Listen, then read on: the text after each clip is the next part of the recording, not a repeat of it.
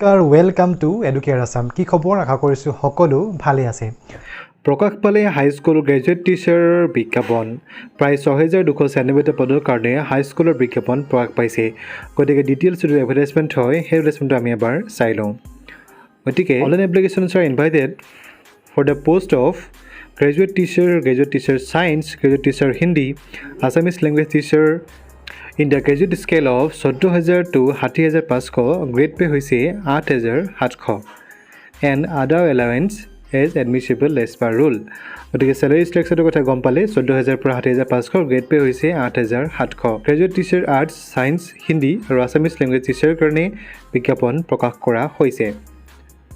This is a district wise medium wise and category wise junto available post details hoy hetu 12ta bajar pora 22 September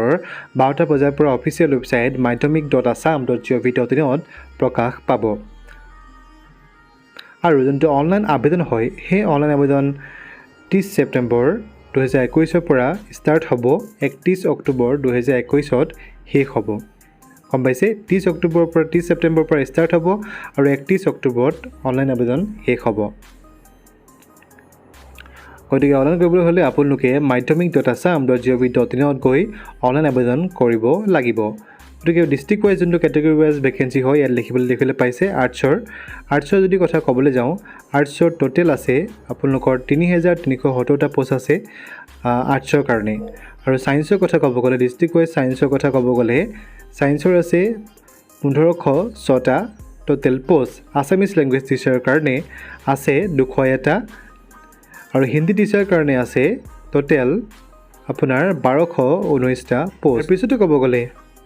Education qualification কথা ক'ব গ'লে for the post of graduate teacher artsৰ কাৰণে the candidate must be arts commerce graduate or postgraduate in arts commerce having from recognized university with at least 50% mark আৰু লগতে B.Ed compulsory হয়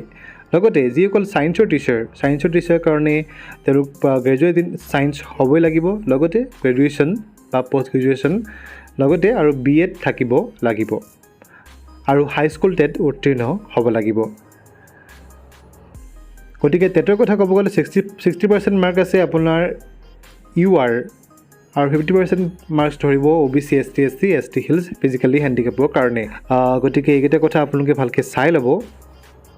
যোনটো merit list প্ৰকাশ কৰিব সেই মেৰিট লিষ্টৰ কথা ক'ব গ'লে 100 মাৰ্কছ আহিব ডিগ্ৰীৰ পৰা 100 মাৰ্কছ আহিব হাই সেকেন্ডাৰী এক্সামৰ পৰা 100 মাৰ্কছ ধৰিব B.Edৰ এক্সামৰ পৰা আৰু 100 মাৰ্কছ আহিব টেটৰ বিজ্ঞাপনৰ টেটৰ পাৰ্চেন্টেজৰ পৰা ইয়াৰ পিছতে এক্সপেৰিয়েন্সৰ ইয়াত মাৰ্কছ দিব 50 মাৰ্কছ দিব কন্টেক্সুৱেল যিসকল টিচাৰ কৰি আছিলে 25 marks for 1 year of teaching experience as contextual teacher আৰু আদাৰ 25 marks for 2 year subject to consideration for a minimum period of 2 years এটো গতি ইম্পৰ্টেন্ট মেটাৰ আপোনালোকে ভালকৈ চাই ল'ব এক্সপেৰিয়েন্সৰ কাৰণেও মাৰ্কছ দিব লগতে এনসিসি যদি থাকে BC যদি থাকে 10 মাৰ্কছ পাব কোৰ্ছ আৰু কালচাৰ যদি আপোনালোকে ষ্টেটক ৰিপ্ৰেজেন্ট কৰিছে তাতে 10 মাৰ্ক পাব আদাৰ ক্ৰাইটেৰিয়া কথা ক'লে সেপাৰেট মেৰিট লিষ্ট বনাব category wise separate merit list বনাব the graduate teacher who are in service shall not be apply fresh for the post of graduate teacher যিসকলে অলৰেডি গ্ৰেজুৱেট টিচাৰ কৰি আছে তেওঁলোকে আকৌ নেক্সট এপ্লাই কৰিব নোৱাৰে বয়সৰ কথা ক'ব গ'লে 18 পৰা 40 বছৰ ধৰিছে 42 বছৰ আছে এক্স সাৰ্ভিসমেনৰ কাৰণে 43 years আছে OBC আৰু 45 years আছে ST হিলছ আৰু 50 বছৰ আছে PWD সকলৰ কাৰণে 1 January 2021 মতে candidates shall apply online in the official website from 12 noon of 30 September পৰা 31 October লৈকে আপোনালোকে অনলাইন কৰিব পাৰিব অফলাইন নহয় গতিকে এমাহ সময় দিছে